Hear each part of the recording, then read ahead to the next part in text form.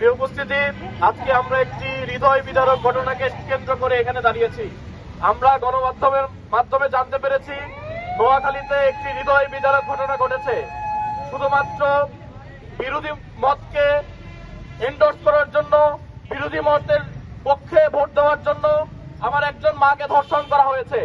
আমরা জানতে পেরেছি শুধুমাত্র বিরোধী মতের পক্ষে রায় দেওয়ার জন্য দেশের বিভিন্ন জায়গায় যারা পোলিং এজেন্ট ছিল তারা থেকে শুরু করে ভোটার যারা ছিল তাদের উপরে হামলা করা হয়েছে। আমরা জানতে পেরেছি ঢাকা বিশ্ববিদ্যালয়ের শিক্ষার্থীদের উপরে বিভিন্নভাবে হামলা করা হচ্ছে এবং হুমকি দেওয়া হচ্ছে। আমরা গতকাল জানতে পেরেছি ঢাকা বিশ্ববিদ্যালয়ের একজন শিক্ষার্থী, নারী শিক্ষার্থী, তার উপরে এবং তার পরিবারের উপরে হামলা করা হয়েছে শুধুমাত্র যে দলটি সরকার গঠন করেছে তার বিরোধী মতের উপরে, তার বিরোধী মতকে এন্ডোর্স করার জন্য, রায় দেওয়ার জন্য তার উপরে হামলা করা হয়েছে। আমরা শুধুমাত্র কোন একক ঘটনাকে কেন্দ্র করে এখানে উপস্থিত হয়নি। আমাদের সামনে প্রতিবাদ করার মতো এত এত অভিযোগ যে আমরা যদি মিছিল করতে চাই সারাদিন 24 ঘন্টা আমাদের রাজপথে দাঁড়িয়ে থাকতে হবে। আমরা এই ক্যাম্পাসে সহনশীলতার পরিচয় দিতে চাই, আমরা দায়িত্বশীলতার পরিচয় দিতে চাই। আমরা বারবার বলেছি যেভাবে নির্বাচন করেছেন, নির্বাচনের মাধ্যমে আপনারা জয় লাভ করেছেন, আমরা সেটাকে মেনে নিয়েছি।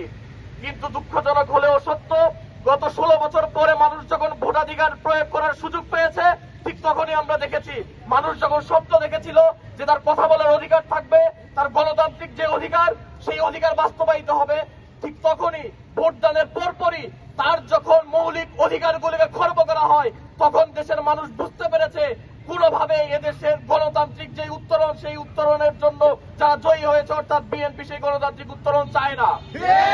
চাইতো তাহলে কোনোভাবে বিরোধী মতের উপরে এভাবে নির্বিচারে হামলা, খুন এবং ধর্ষণের ঘটনা ঘটতো না।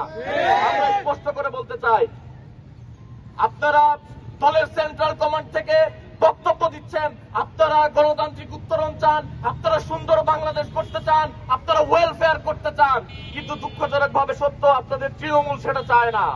আমরা বলতে চাই এই ধরনের কুসুম কুসুম কথা বলে এদেশের মানুষকে আপনারা বিভ্রান্ত করতে পারবেন না। আপনারা যদি তৃণমূলকে থামাতে না পারেন তাহলে এদেশের মানুষ আপনাদের আবার প্রত্যাখ্যান করবে।